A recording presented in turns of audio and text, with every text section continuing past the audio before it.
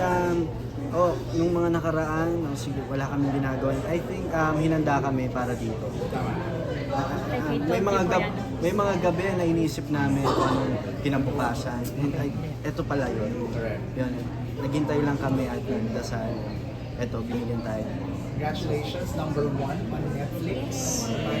Yeah, so Did you expect Hindi that? po namin in-expect as in. Sabi na po namin kahit mapasali lang siya sa top 10, pero nung araw mismo na release niya, number 1, tapos parang almost 7 days. Yeah, yun.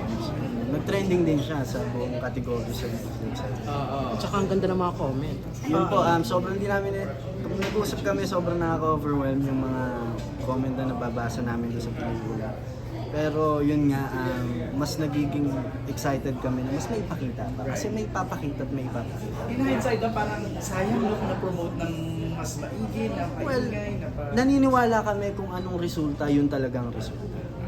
Naniniwala kami na kung ano ang kinahinatnan ng pelikula at ng lahat ng ginagawa natin sa buhay, yun talaga. Kung hanggang doon, hanggang doon. Kung hanggang dito talaga.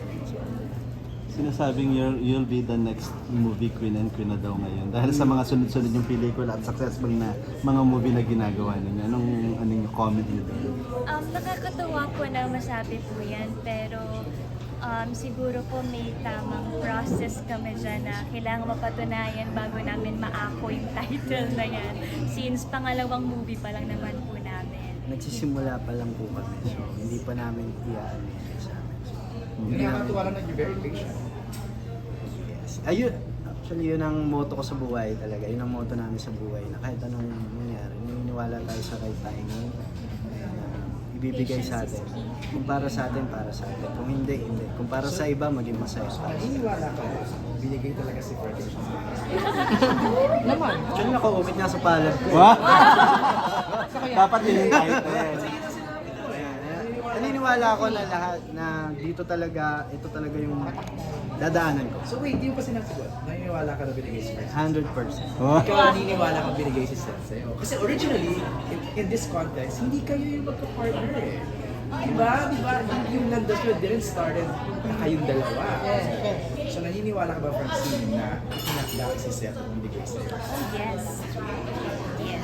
At happy naman kayo pareho doon. Oh, Naman. Tapos doon sa huling press con nyo kasi parang nakita namin talaga yung level up ng friendship ninyo eh. Meron ba kayong i-share sa amin at sa fans ninyo na mas level up pa? Halika Dun kasi sa... the last time interview namin sa inyo, ang sabi mo set no, sa interview mo, nakita mo yung picture mo na siya na. Dahil yun yung title. Talaga natangay kami dun sa pakiligan ng mga panahon na yun. Ano na ba talaga yung estado ngayon ng inyong pagsasamang dalawa? For clarification. clarification. Ako na sasagot. Okay, ikaw mauna. Yung lalaki. Sinubok na kami ng maraming panahon. Sinubok kami ng maraming problema. And hanggang ngayon, gaya po na sinabi ko dati na nakikita ko at gusto kong maging future o kasama ko pa bukas. Siguro naman po napatunayan ko ngayon. Okay. Na kayo pa rin magkasama. Ikaw. Francine. Ng friendship po namin. Hindi friendship. Hindi na friendship. Saka mas matured na, mas alam niyo yung po na hindi kami 16, 17 years old. So nandito na kami sa punto ng buhay namin na nagsisimula na kami para sa mas real pace ng buhay Totoo namin. yun. Totoo yun. Real pace o kumbaga unang hakbang para sa gusto namin puntahan.